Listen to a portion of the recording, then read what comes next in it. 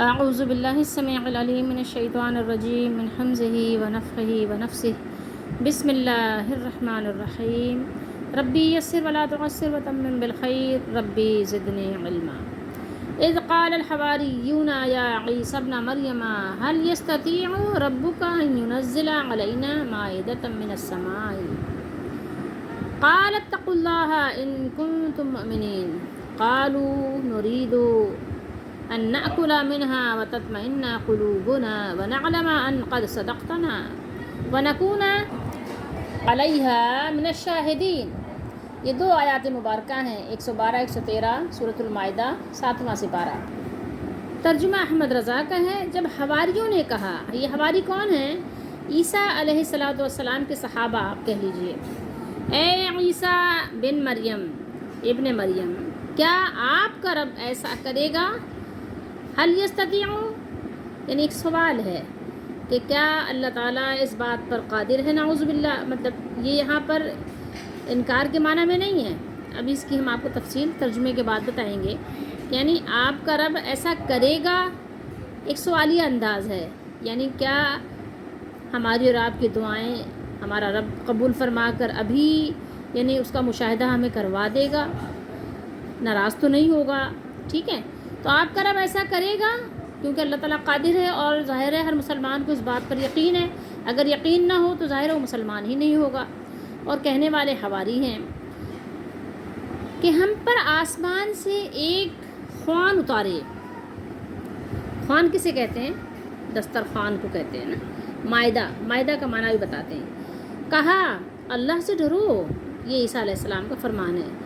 کہا اللہ سے ڈرو، فرمایا عیسیٰ علیہ السلام نے اگر ایمان رکھتے ہو، ان کنتم مؤمنین، اگر تم واقعی مسلمان ہو تو پھر اللہ سے ڈرو۔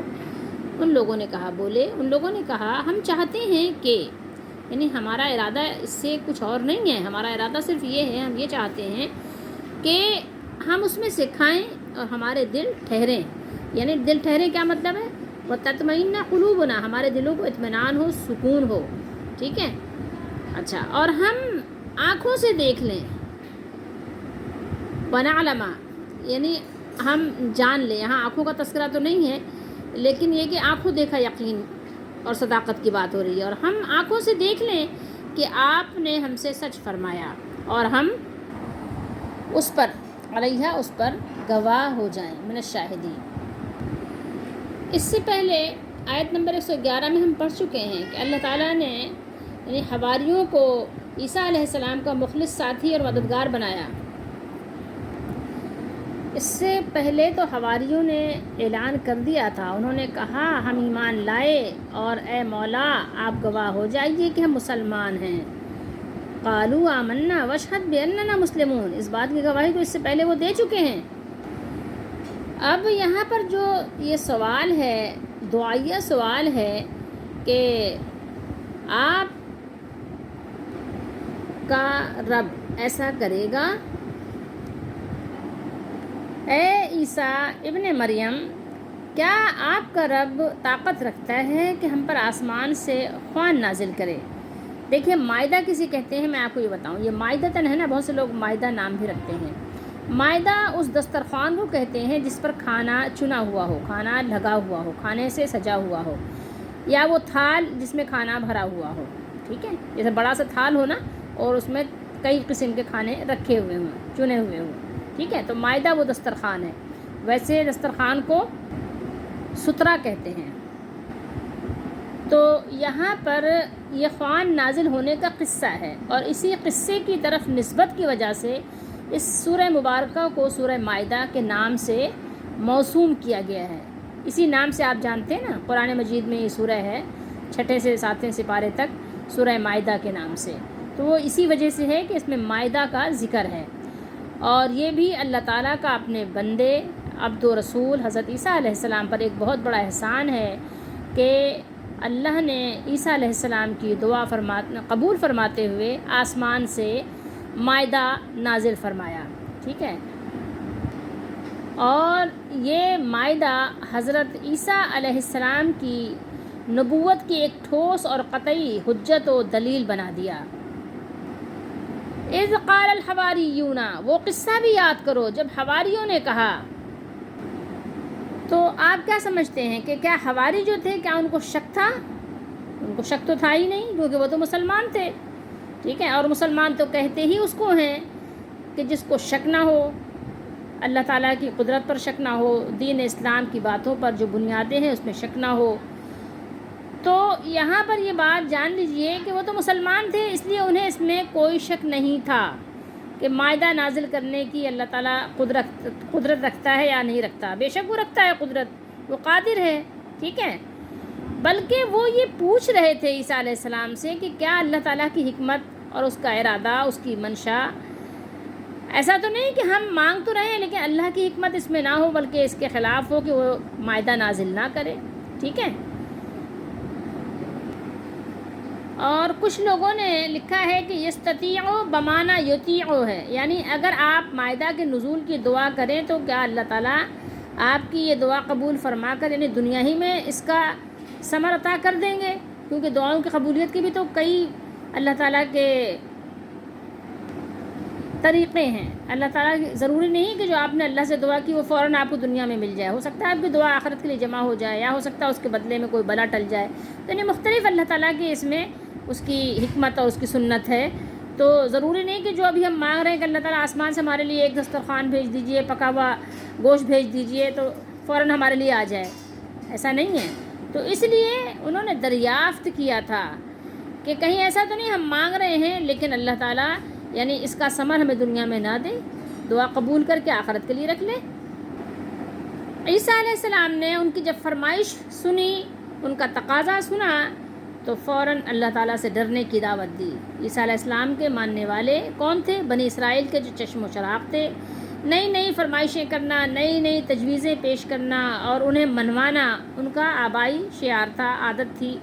حضرت عیسیٰ علیہ السلام ان کو فرماتے ہیں کہ چھوڑو ان حجت بازیوں کو اور اپنے آپ کو امتحان میں نہ ڈالو، ایسا نہ ہو کہ اپنے بڑوں کی طرح تم بھی اللہ کی نعمت کا شکر ادا نہ کر سکو اور پھر تم کو بھی وہی سزا ملے جو ناشکروں کو ملتی ہے۔ اگر تم ایمان والے ہو تو کیا کرو؟ اللہ سے ڈرو اور اس طرح کا سوال نہ کرو، کیونکہ ہو سکتا ہے کہ یہ تمہارے لیے آزمائش بن جائے۔ تو لہٰذا اگر صاحب ایمان ہو تو رزق طلب کرو اور اللہ تعالیٰ پر بھروسہ رکھو، اس کی ذات گرامی پر بھروسہ کرو، رزق کی دعا مانگو کہ اللہ تعالیٰ تمہیں روزی دے، لیکن یہ کہ اس طرح کی فرمائشیں مت کرو۔ اب حواریوں نے اپنی بات کو بیان کیا، انہوں نے کیا کہا؟ انہوں نے کہا کہ ہم یہ چاہتے ہیں کہ ہم اس میں سے کھائیں اور ہمارے دلوں کو اطمینان ہو۔ تو یعنی وہ اپنے اس مطالبے کی کچھ وجوہات بیان کر رہے ہیں، ٹھیک ہے۔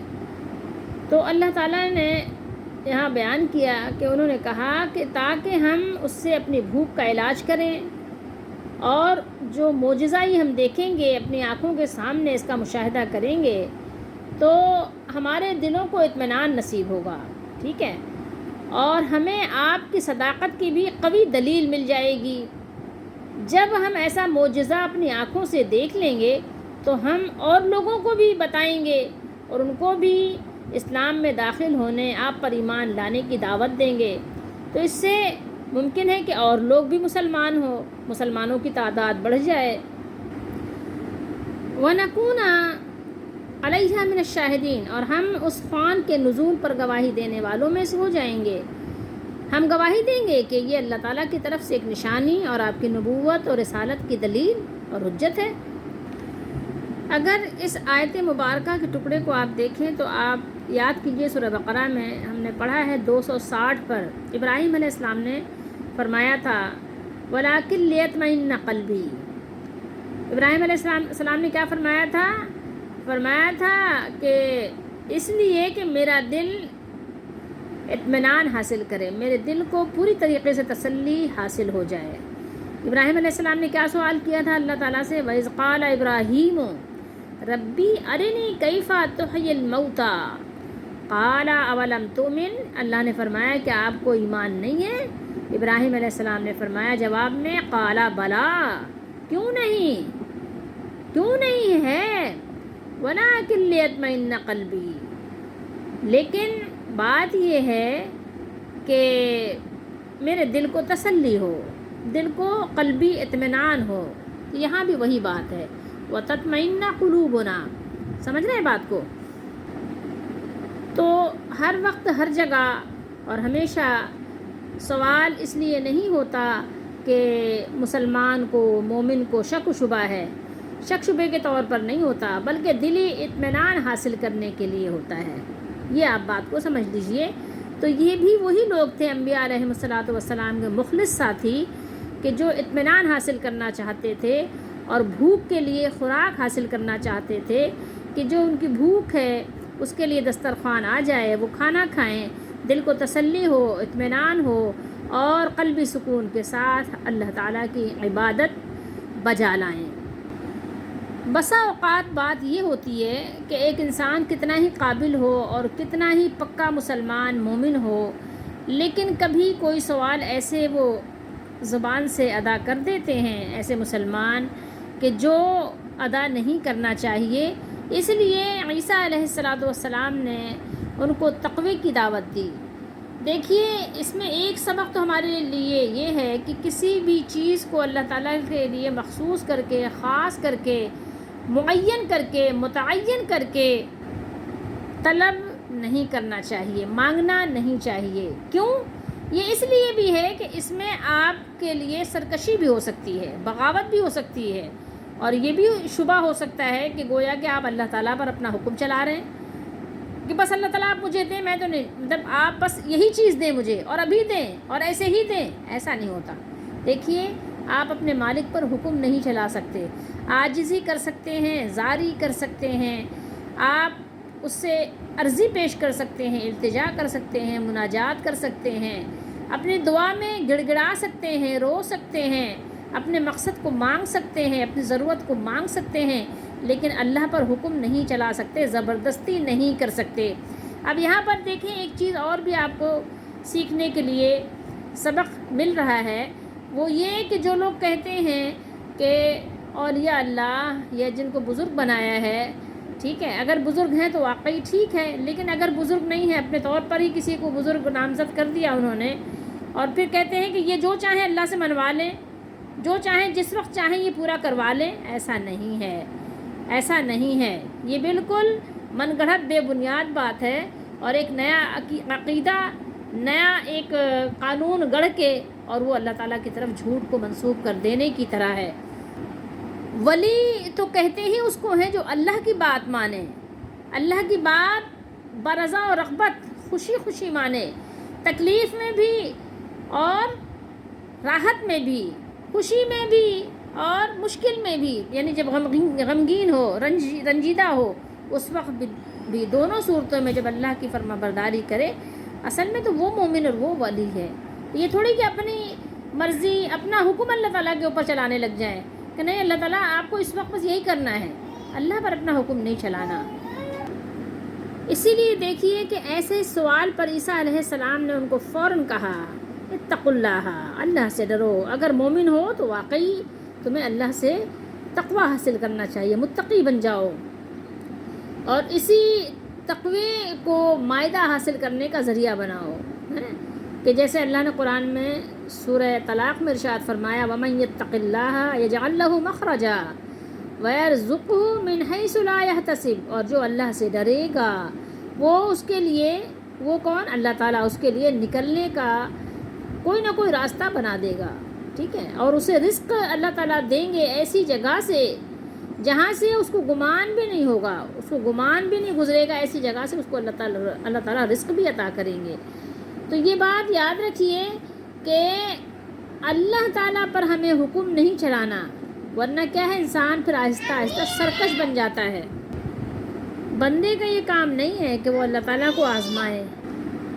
دنیا میں بھی آپ دیکھیں کہ اگر آپ کہیں پر ملازمت کرتے ہیں، کسی بھی کمپنی میں، کسی ادارے میں، کسی کے ساتھ آپ کسی کے امپلائی ہیں، ملازم ہیں، تو آپ کا مالک آپ پر کتنا ہی مہربان کیوں نہ ہو، کتنے ہی محبت اور شفقت کے ساتھ آپ کے ساتھ وہ پیش آئے، لیکن ایسا تو نہیں ہوتا نا کہ آپ اس پر حکم چلانے لگ جائیں کہ آپ جو آپ کہیں وہ کرے۔ کبھی ظاہر ہے آپ کی بات بھی ہو سکتا ہے مالک رکھ لے، لیکن ظاہر ہے کہ ہر وقت تو ہر بات میں آپ کی بات نہیں رکھی جائے گی۔ تو ہمارا جو حقیقی مالک ہے وہ اس سے بدرجہ اولا اور اس سے کہیں زیادہ اس بات کا حق رکھنے والا مالک ہے کہ وہ اپنی مرضی چلائے۔ اب بسا اوقات ایسا ہوتا ہے اللہ کا حکم ہے اور کہ مجھ سے مانگو میں دوں گا، اللہ تعالیٰ کا فرمان ہے نا یہ کہ مجھ سے مانگو میں دوں گا، اور اللہ تعالیٰ بے شک دینے والے بھی ہیں اور اس کی بات بھی سچی ہے۔ لیکن بسا اوقات ہم بہت ساری چیزیں مانگ رہے ہوتے ہیں لیکن ہمیں نہیں ملتی، ہم کسی کی زندگی مانگ رہے ہوتے ہیں نہیں ملتی، کسی کی صحت مانگ رہے ہوتے ہیں نہیں ملتی، کبھی رزق مانگ رہے ہوتے ہیں نہیں ملتا۔ تو اس کا کیا مطلب ہے کہ ہماری دعا قبول نہیں ہوئی؟ نہیں، قبول ہوئی ہے، لیکن ہم نے مرضی نہیں چلانی ہے، مانگنا ہمارا کام ہے۔ وہ قبولیت کس درجے سے، کس وقت، کب ہمارے لیے بہتر ہے، کہاں بہتر ہے، وہ اللہ تعالیٰ کو بہتر معلوم ہے۔ تو ایسا نہیں ہونا چاہیے۔ تو یہاں پر بات ہمیں سمجھائی گئی ہے کہ ہمیں ہر حال میں اللہ تعالیٰ سے ڈرنا ہے اور ایسے سوالات نہیں کرنا۔ اب جیسے کہ کوئی دعا مانگنے لگ جائے کہ اللہ تعالیٰ مجھے نبی بنا دیں آپ، تو اب بتائیے کیا یہ دعا مانگنی صحیح ہے؟ مانگی جا سکتی ہے؟ نہیں مانگی جا سکتی۔ یا آپ کہتے ہیں کہ اللہ تعالیٰ مجھے آپ آسمان پر بلا کے آسمان پہ سیر کرائیں، نہیں مانگ سکتے۔ اسی طریقے سے آپ سمجھ لیجئے تو جو مومن بندے ہیں، مومنات ہیں، ان کو فرما بردار بن کر رہنا چاہیے۔